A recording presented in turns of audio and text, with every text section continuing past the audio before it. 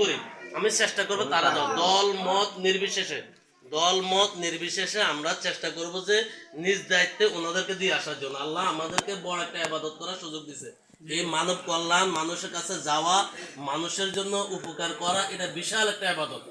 এটা যদি বন্যা না আসতো আমাদের পক্ষে সম্ভব হতো না।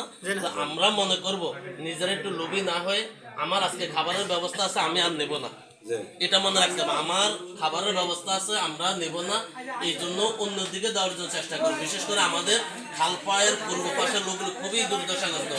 পূর্ব নলডগির মানুষ এক মাজা পানিতে একেবারে প্রত্যেকের বিরুদ্ধে পানি উঠছে। আমরা পশ্চিম নলডগে যারা আছে তুলনামূলক ভালো আছে আলহামদুলিল্লাহ। আবার এই মধ্যম নলডগিতে খালপায়ের দিকে অনেকগুলি যেগুলিতে খাবার পৌঁছে নাই, কোনো কিছুই পৌঁছে নাই, এই জন্য আমরা ওইদিকে একটু প্রায়োরিটি দিব। এদিকে যারা আসছেন শফিক ভাই তো বলছে সবাই একটা একটা দিবে, এরপরে আপনাকে মন মানুষের সাথে এরকম রাখতে হবে যে আল্লাহ যেন আগ্রহ